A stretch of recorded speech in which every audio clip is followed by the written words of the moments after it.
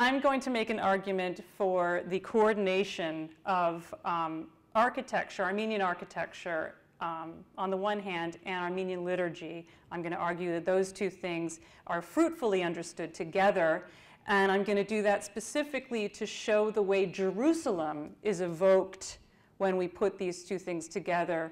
You'll see that happen. So that's number one argument. And number two argument, Father Daniel already alluded to, which is very simple, and that is that if we're going to talk about these churches and study the churches and study their exteriors, which we'll do today, we need to have them standing. And that is a great sort of issue and problem with regard to many of the churches today, both on the Turkish side of the border and elsewhere. So just something to keep in mind. We'll look, maybe if we have time at the end, at a few examples of churches like Maranci, which are in very perilous condition.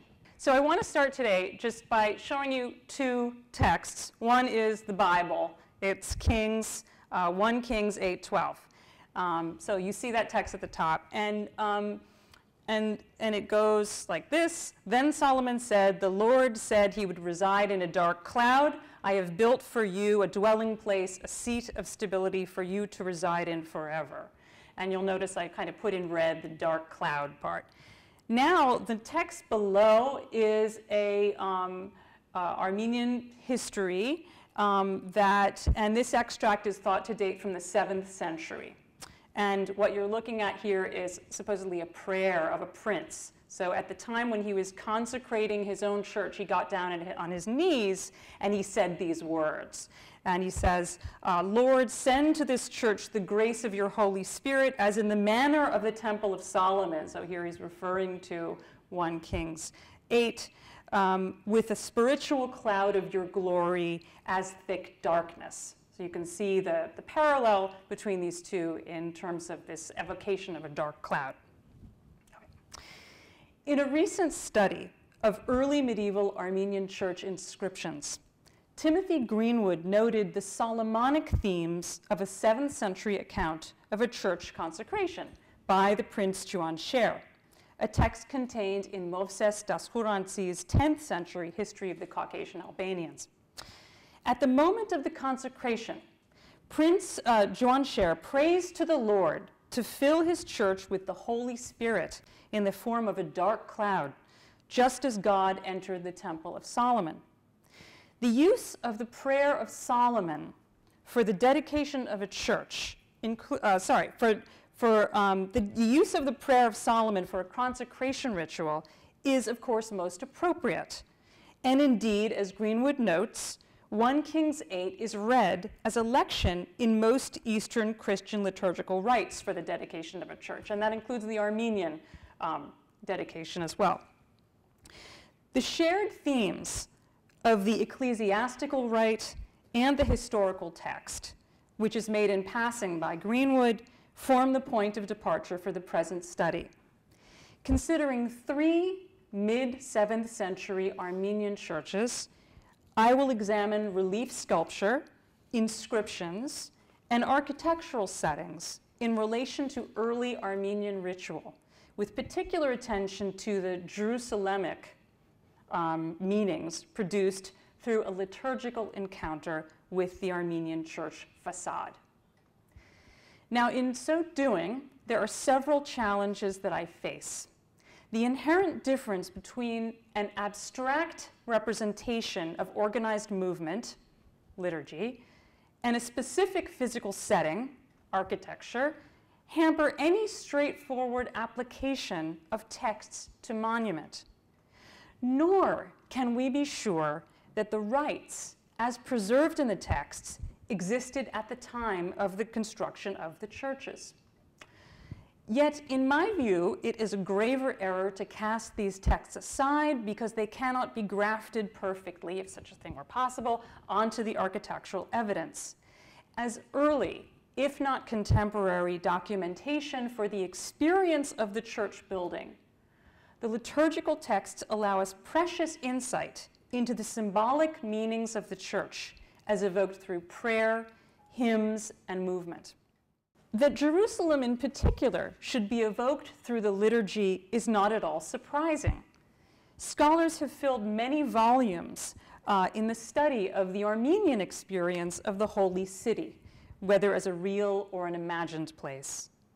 Jerusalem was the home of a community of Armenians from at least the 5th century, and the 6th and 7th centuries saw increased Armenian pilgrimage to and settlement in the region, as attested by written sources, epigraphy, and archaeological evidence. And here you're looking at a famous Armenian inscription at the mosaic near the Damascus Gate in Jerusalem.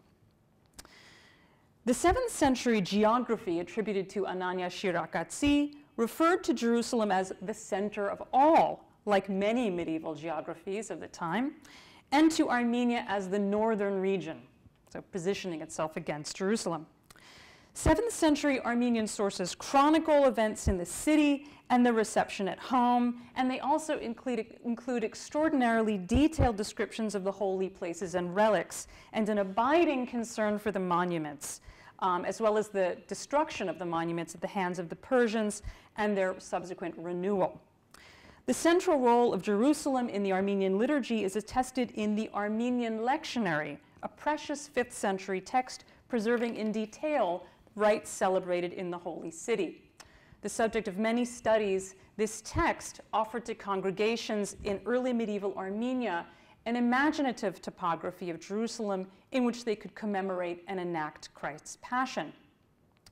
For these reasons, scholars have long understood the built culture of early medieval Armenia in terms of Jerusalem. Armen Kazarian noted similarities between images of the tomb edicula of Christ in the Holy Sepulchre, with its peaked roof and twisted columns, and the design of the drum of the Cathedral of Vagar-Shapat in Echmiadzin, and you see that here. The same scholar drew a persuasive comparison between the edicula and the liturgical furniture at the Church of Zvartnots, and we'll discuss that more below. But the most thoroughgoing Jerusalemic or Hagiopolite interpretation of Armenian architecture is La Jérusalem Nouvelle et les premiers sanctuaires chrétiens de l'Arménie, in which Nazeni de Garibian de Vartavan suggests that the layouts of the churches in the holy cities of Vagar-Shapat and Mezketa in Georgia is based on the topography of the principal holy sites in Jerusalem. The liturgical dimension of this discussion is understudied, yet the opportunities for doing so are rich in light of the nature of Armenian architecture and early medieval ritual directives. The prominent exterior position of relief sculpture and epigraphy on Armenian monuments invite us to reflect on the possible role of the exterior facades, as well as the church interior, in shaping the experience of the early medieval churchgoer. As we will see, this encounter was inherently multisensory and kinetic, involving seeing and reading, singing, climbing, carrying, and even smelling the anointed walls. And as such, offers an important tool for interpreting the many engraved and sculpted church exteriors of the Armenian architectural tradition. In undertaking this task, I make use of the scholarship on the right of the Armenian church consecration and the hymns, or sharakans, of the Holy Cross, and also the aforementioned 5th century Armenian lectionary. So here's a map of Armenia, and we're going to start with the church right here, called Mastara. So Mastara is one of over 70 7th century churches preserved from the regions of historic Armenia. Located in the Aragatsotan province of the Armenian Republic, Mastara is dated by its epigraphy to between about 640 and 650. As is typical of Armenian and Georgian architecture, it is constructed of rubble masonry, consisting of a thick core of mortar and fieldstone faced by squared, well-joined slabs of tupstone. The exterior is strongly geometric, dominated by the tall central mass and elevated on a stylobate. The plan is centralized with a large dome set into the corners of a square bay from which 3 conches project. The dome is set on squinches, and you can see one there. That's, sorry, right there. My reading glasses are slowing me down. And the interior is defined by a rhythm of apsidal curvatures, squinches, and then smaller squinches above. So yeah, so if you can see, here's the squinch, and then little squinches up here. Lots of squinches. There are 4 inscriptions on the exterior of the church which attest to the historical circumstances of its construction. On the western section, just stay with me, on the western section of the southern wall, a fragmentary text reads, and so here you have the location in red of the inscription.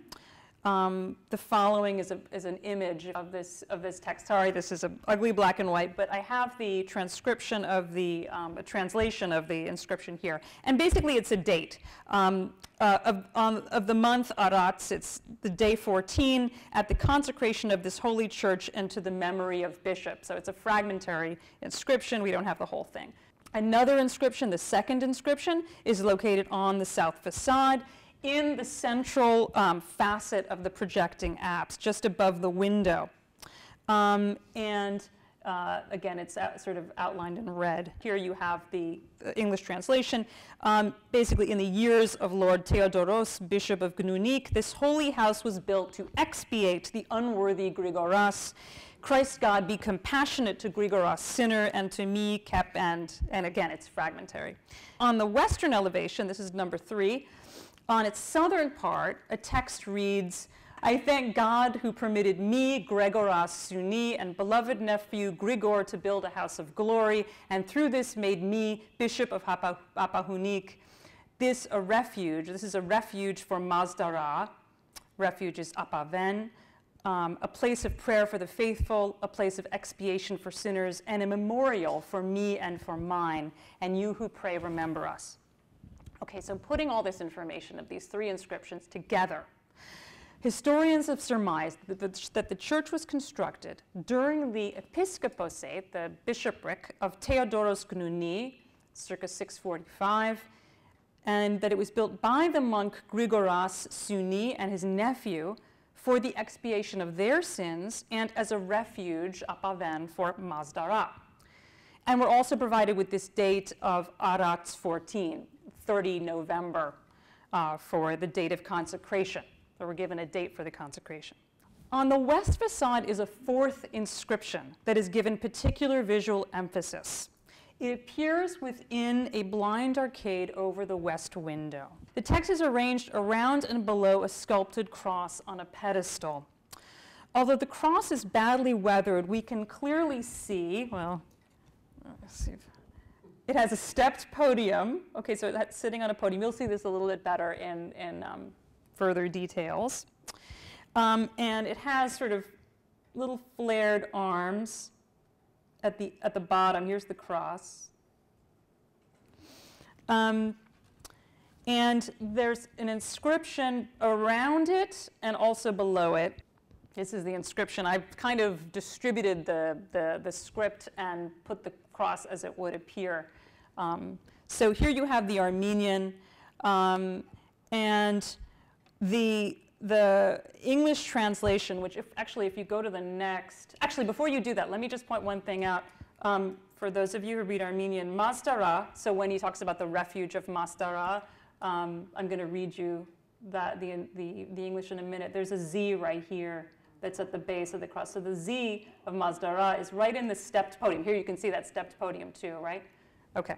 So if we could just go to the next, and here you have the English that I've kind of arranged. So again, this isn't exactly right because the Mazdara part should be distributed. So M-A and then Z Dara, but this is basically the idea. So here you have the inscription. It says, through God's augment of Grigoras the monk, this cathedral was built as a refuge for Mazdara. And then it goes on, and this text is below. So this actually does accord with the Armenian. It starts in a sort of different tone in 3 lines below. So this part isn't about the specific circumstances of construction. Something else is going on here. And this part reads, the bride crowned with the cross-signed crown has a bridegroom Christ and as bridal companions the apostles, prophets, and martyrs. Keep Mazdara prosperous and save Grigoras. Okay, So what does this mean? Why this nuptial imagery? As Greenwood noted, the reference to the bridegroom of Christ is from John 3:29. But the same imagery, textual imagery, with greater emphasis, occurs in two Armenian ritual contexts: the rite of consecration, and much more robustly, the sequence of hymns devoted to the feast of the exaltation of the cross. A 1998 study of the Armenian church dedication service by Father Daniel Findikyan invites us to meditate on the liturgical imagery of the engraved portal and its potential ritual context. Findikyan collated three early textual accounts of this rite: a mashtots, or ritual, probably of the late 9th century, and two allegorical commentaries on the consecration rite, both dating to the first half of the 8th century, one by Hovanas Odsnetsi and the other attributed to Stepanas Sunetsi. All three of the texts attest to withdrawal from the church building and the performance of exterior services equipped with a cross. So I've highlighted here three of the instances where this exterior movement happens.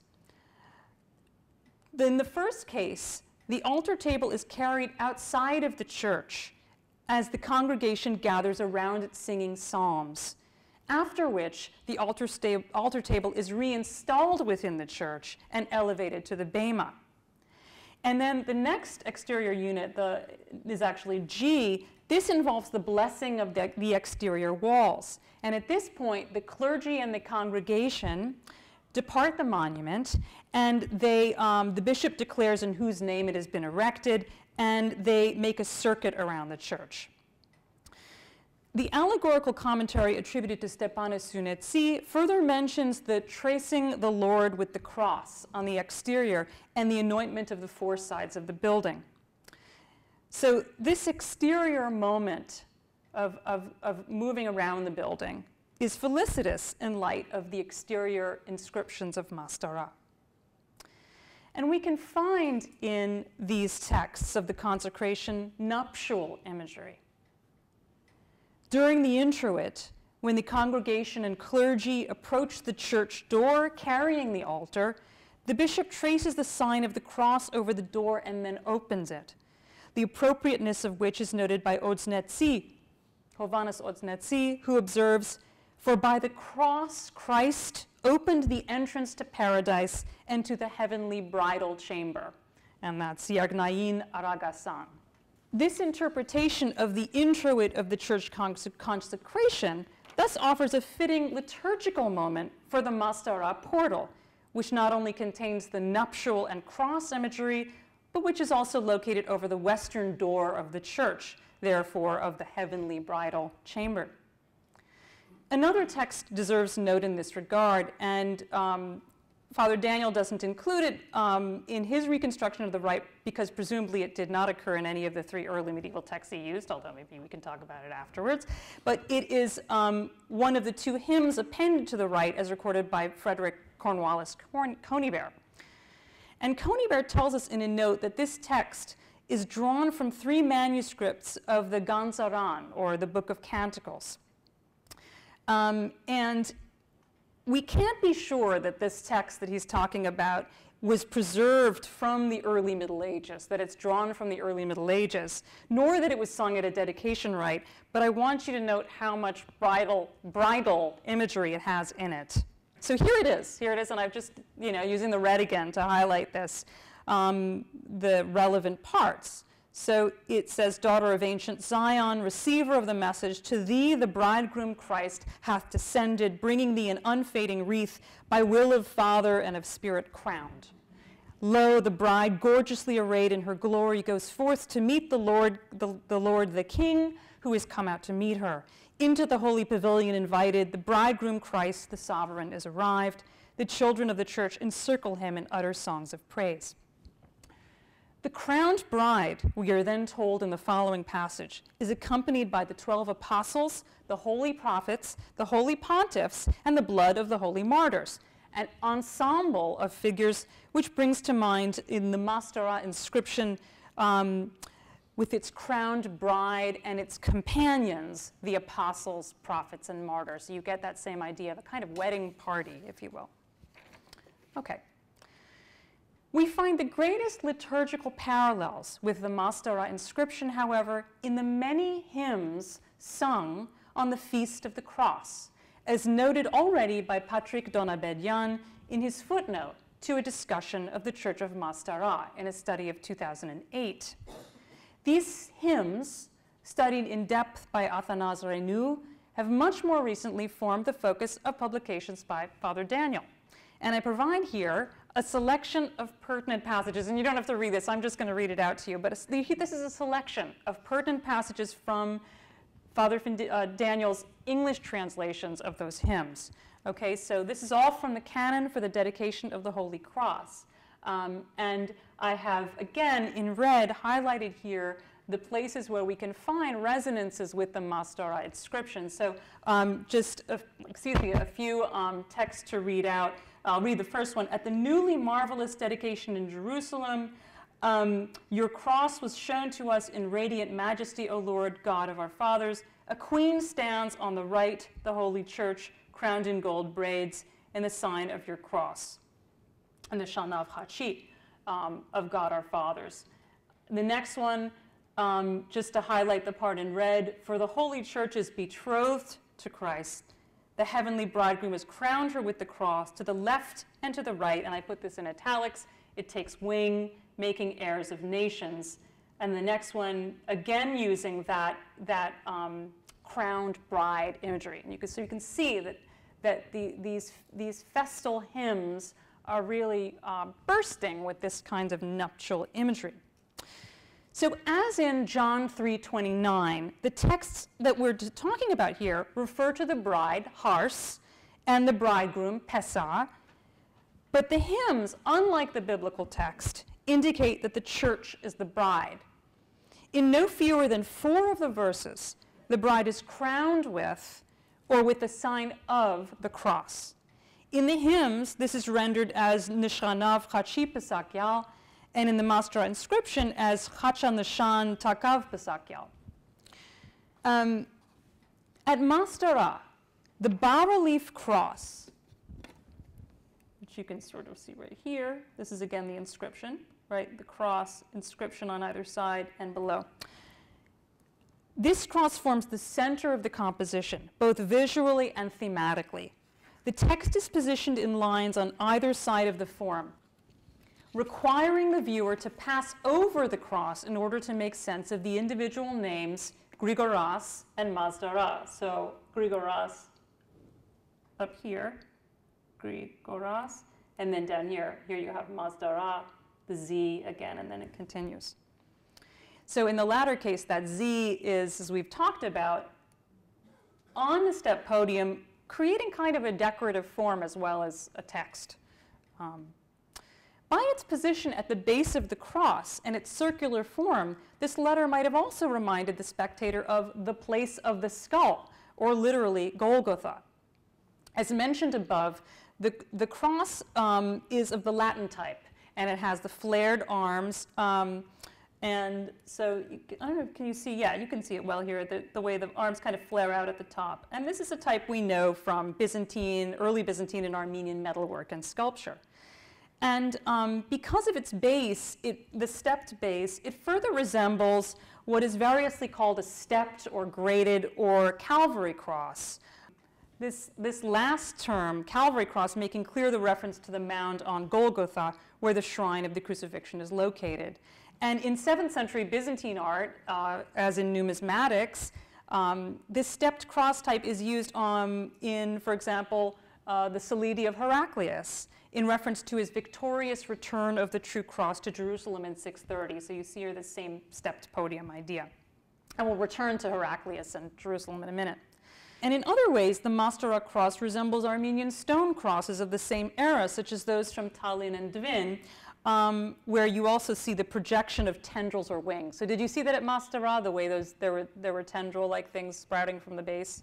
I don't know how clear that was. But so if we go back to the Mastara cross, a hymnographic reading of the cross invites the interpretation of those tendrils as wings. And you'll recall the imagery of the bridegroom crowning the bride with a cross that to left and to the right takes wing. So the coordination, anyway, of the cross and the text support, in my view, Don Abedjan's passing note on the source of the Mastara inscription.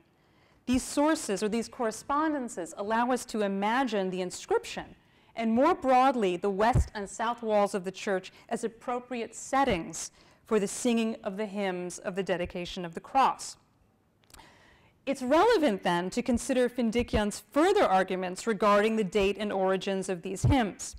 While they are often dated by tradition to the early 8th century, Findikyan suggests that their content, arrangement, and vocabulary militate for a much earlier date, and, in a related point, their associations with the dedication of the holy places of Jerusalem, or otherwise known as the Enkinia.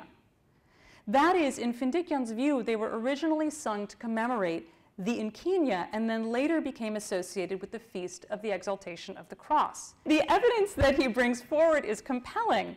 The hymns make mention, as we have seen, of the newly marvelous Norah Harash dedication in Jerusalem. The first, in that long series of texts, that was what the first one was talking about, this newly marvelous dedication in Jerusalem.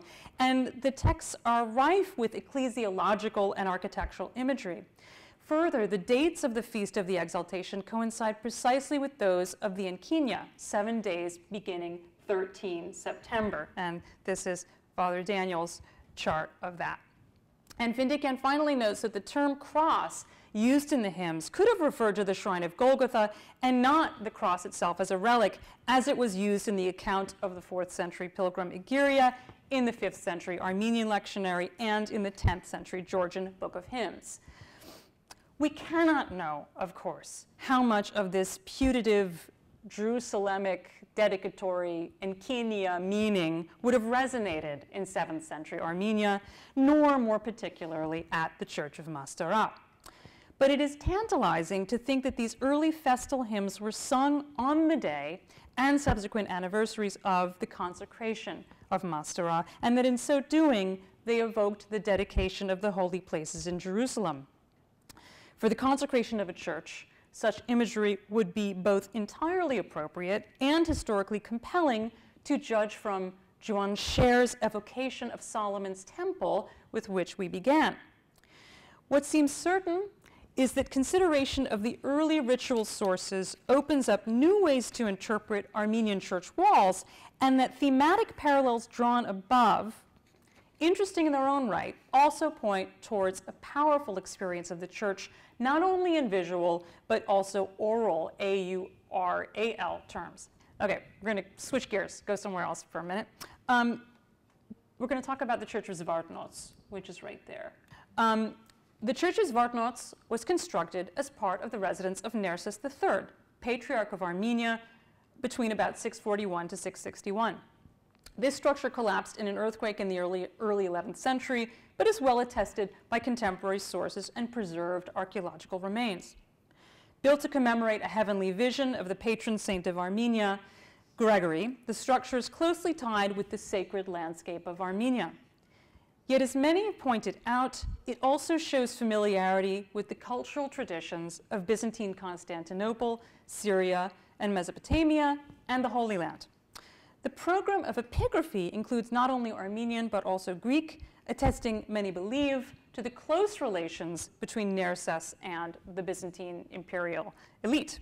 Most interesting in the present context is the unique plan of the church.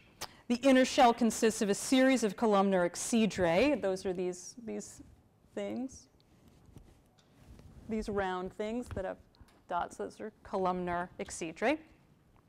These are the earliest example of this architectural form in the Southern Caucasus, that are joined by large piers, and all of that supports the dome. So this would have supported a dome.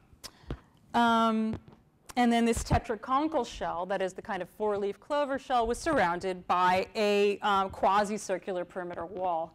And then the entire structure was elevated on a tall pedestal of 7 steps, broad enough to allow for a walkway around the exterior walls of the church. While many scholars have drawn attention to the aisle tetraconical shape of Zvartnots and its relations to the Syrian and Mesopotamian monuments of the same type, the circular plan of the monument finds its most obvious prototype in the martyria of the Holy Land, and above all, the Anastasis Rotunda. So could I have the next one? Those are, oh, before you go, those at the top, you can see on the left a Syrian monument that is usually, talked about in comparison. It's a church of Apamea.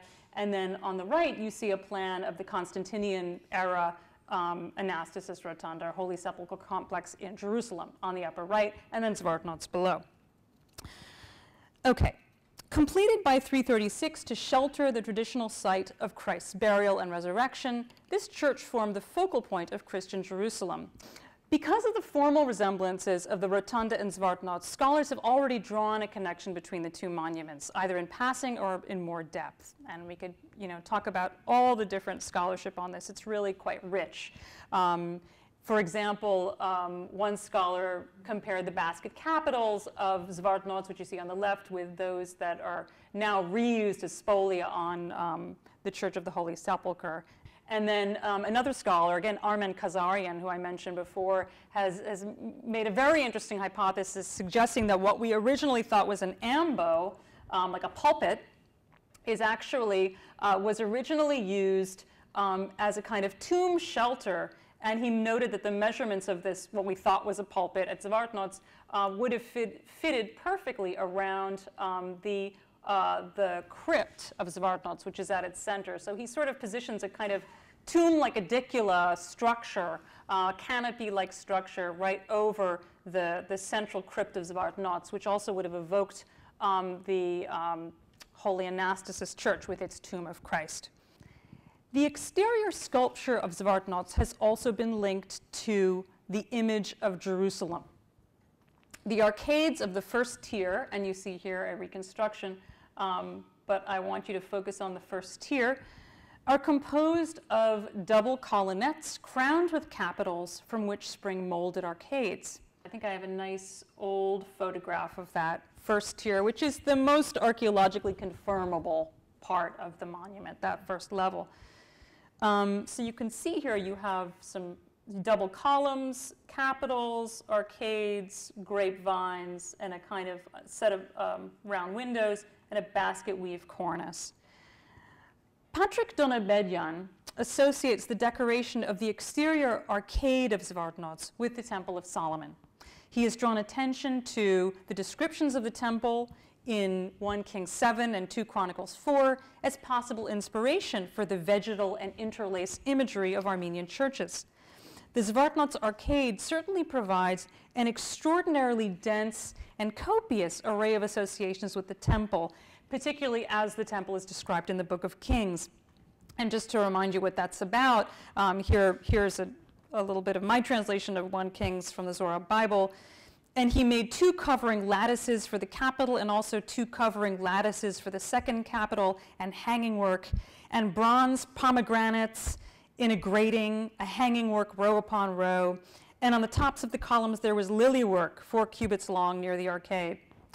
So the specific spatial relations of the building elements in this passage can't be made to conform to the exterior of Zvartnots, but we should note three things that do. The lattice work, the pomegranate, there you have a big pomegranate, and the lily form of the arcade capital. You can see those beautiful lily-like forms. So if a lot of ink has been spilled about the Jerusalemic associations of Zvartnots, the degree to which certain ritual contexts would have activated these meanings has received little attention. And as with the facade at Mastara, I would propose a scenario in which this perimeter wall was understood in relation to the hymns sung during the rite of church consecration. We've already talked about the procession of entry into the church with the altar. This procession is accompanied by Psalms 119 to 121. Psalm 119 goes, "In my distress I cry to the Lord." Psalm 120, "I lifted up my eyes to the hills, from whence my help comes." And finally, Psalm 121, "I was glad when they said to me, let us go to the house of the Lord. Our feet have been standing within your gates, O Jerusalem."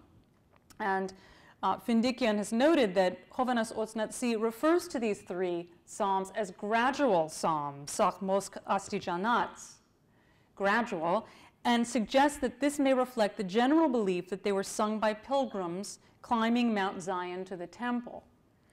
And the concept of ascent, he continues, and I really like this sentence, is illustrated in this idea of a crescendo from abstract despair through acknowledgement of God as protector to rejoicing for having arrived at Jerusalem. You can imagine how effective such a psalmody would be while climbing the steep podium of Zvartnots. So you get this idea that the themes of the psalms that are these gradual psalms, you're climbing, the built landscape, and the accompanying physical movement would have worked together to recreate the experience of pilgrimage to the Holy Land. The bas-relief human figures within the spandrels of Zvartnots may also be understood within this context. And so if you look really carefully, you can see a head, shoulders, a little pleated skirt, some legs. There's a little human in there. Okay. And maybe the next one, because this will give you an array of human. These are all from Zvartnots. They're all human figures. 11 are preserved in total, and each holds tools of various sorts. And they form an unusual, although not unprecedented, iconographic subject for the era and the region. They've been variously interpreted as holy persons, or more mystifyingly as patrons, and some have proposed that they represent St. Gregory and the pagan king Turdat, building the first Christian shrines in Armenia. Their costume, their lack of halos, the specific tools they hold, and the fact they're shown actually in the process of working on the spandrels militates, in my own view, for a direct interpretation as a team of builders and workers. But whether or not we wish to assign to them specific and stable identities, one should also consider how the performance of the consecration rite could have inflected their interpretation by the medieval churchgoer. Directly after singing Psalms 119 to 121, that is that gradual progression from despair to gladness, another psalm, 117, is sung 3 times after the clergy and congregation have processed toward the church and arrived at its doors. First, the psalm is recited outside the door, then it's repeated until verse 19, "Open to us the gate of mercy." This verse is repeated 3 times, the sign of the cross is made over the door, and then the bishop intones verse 20, and that goes, "This is the door of the Lord, and only the righteous shall enter." And then finally, Psalm 117 is repeated, and the bishop and clergy enter. Verse 22 is particularly relevant to this imagery. The stone with which the builders rejected has become the cornerstone of the church. So, Findikian has noted the general appropriateness of this psalm with its imagery of entrance and its mention of builders as an ideal accompaniment to the procession into the newly built church. Regarding Zvartnots in particular, one can imagine how singing of lifting up the eyes and arriving in the gates of Jerusalem and of builders and stones accorded with the visual program of the church.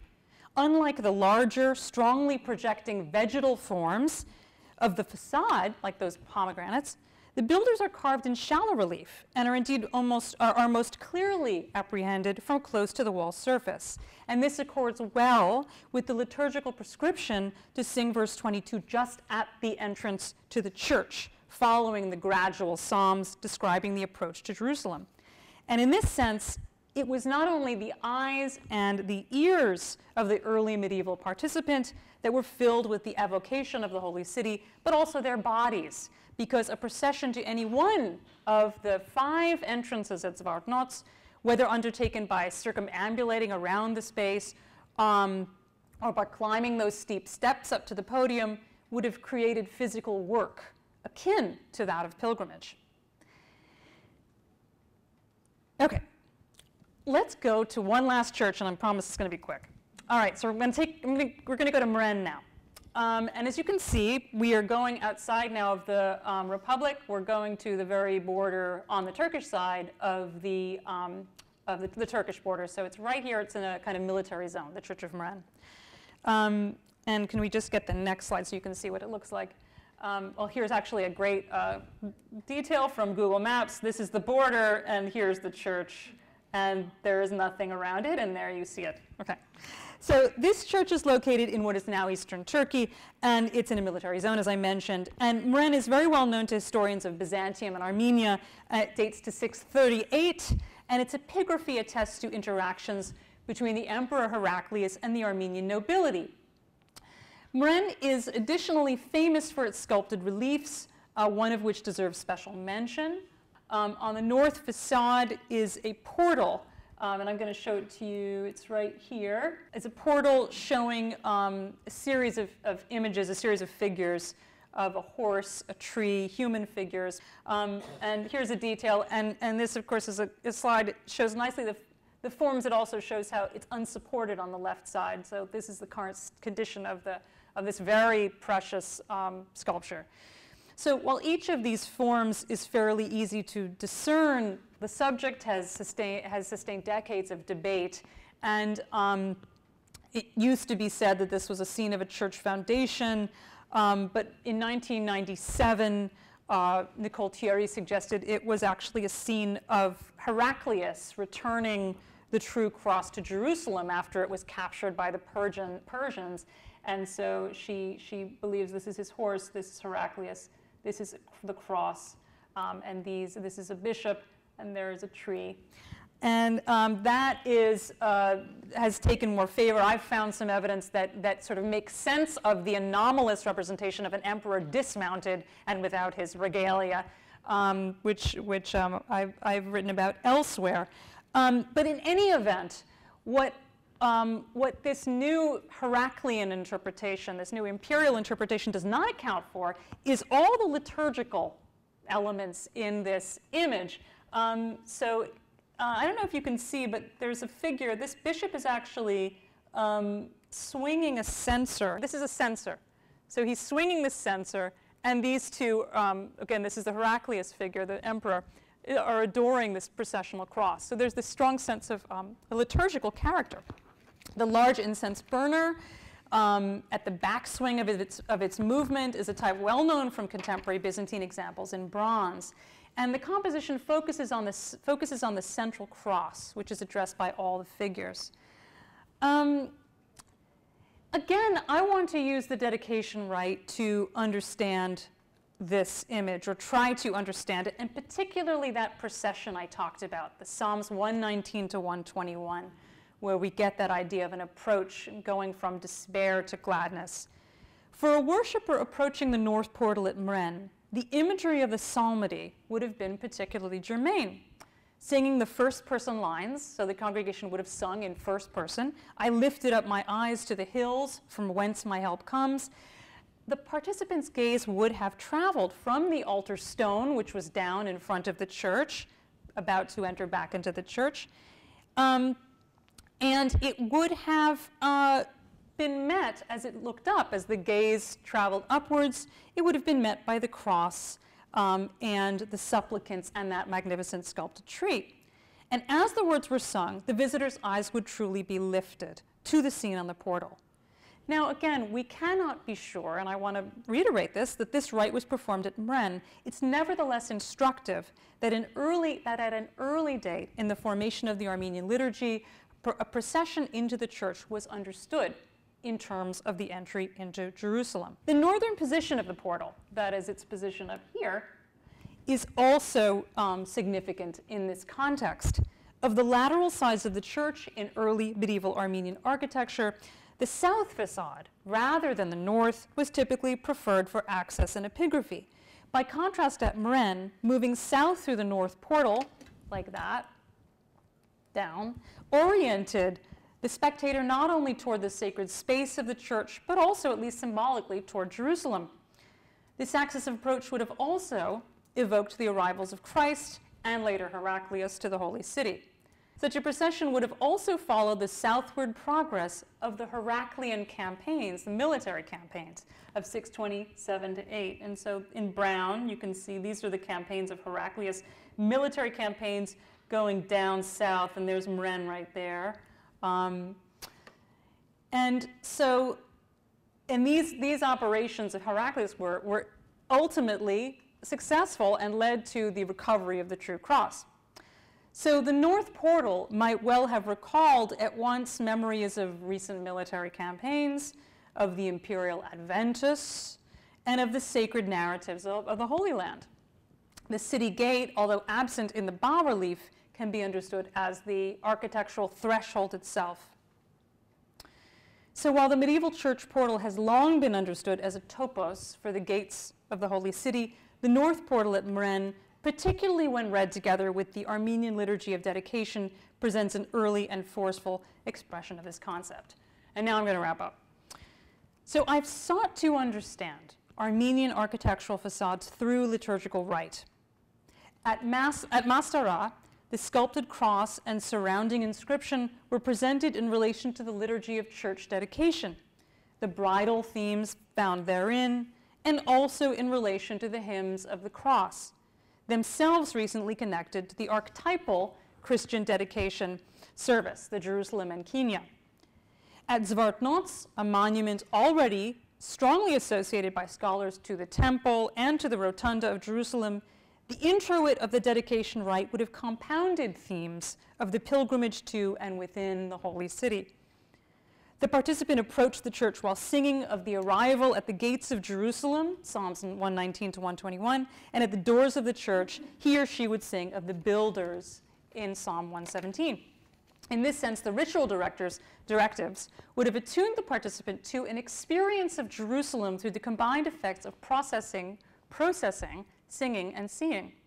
At Maranci, a sculpted lintel on the north portal may be understood in view of the triple psalmody of the introit as well.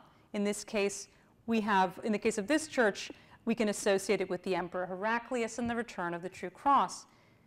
And in such a way, thinking of a procession towards this lintel, we can think of the procession as containing powerful timeliness, simultaneously recalling to the worshiper multiple periods in the history of Jerusalem from the time of Christ to the contemporary moment. Of course, these are not the only ways to understand the imagery of the churches.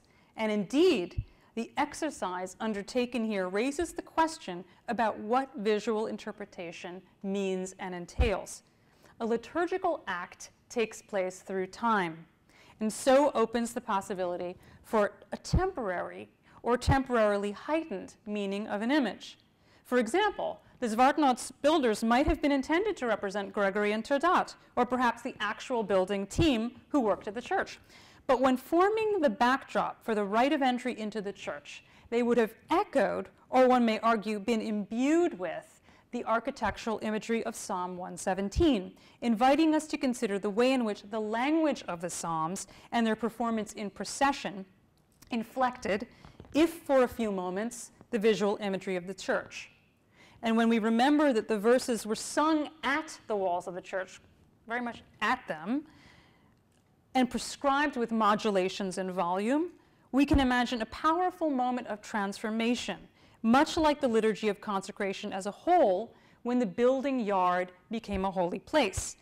And surely it is in just such a moment that the archetypal holy places would be evoked in the mind, as they were for Prince Juan Sher, who we started with. It is also worth underscoring the distinctive nature of the exterior ritual acts of the Armenian church consecration, and at the same time, the distinctiveness of early medieval Armenian and Georgian exteriors. Regarding the former, these exterior moments of the consecration, Findikian notes that the exterior canons are not derived from the Byzantine liturgy, which contains no equivalent exterior movement. Greenwood, regarding the inscriptions on the exterior of Armenian churches, was also unable to find parallels in early Byzantine or Umayyad architecture. Now, I've also noted the strong, I'll use the word, exteriority of Armenian monuments, not only generated through exterior relief sculpture and inscriptions, but also high podia, porticos, exterior niches, paved walkways and plazas, and nearby stele monuments. Could it be that these features reflect the desire to generate an exterior landscape akin to Jerusalem, or a place to perform processional rites such as those prescribed in the Armenian lectionary of Jerusalem? One is struck by how many times pilgrims are described in that lectionary as approaching, climbing, descending, and gathering or singing before Arachin, before the church. These are tantalizing questions without ready answers. What is certain, however, is that the preserved liturgical texts are among the most powerful, if largely neglected, tools for interpreting Armenian church exteriors. Thank you.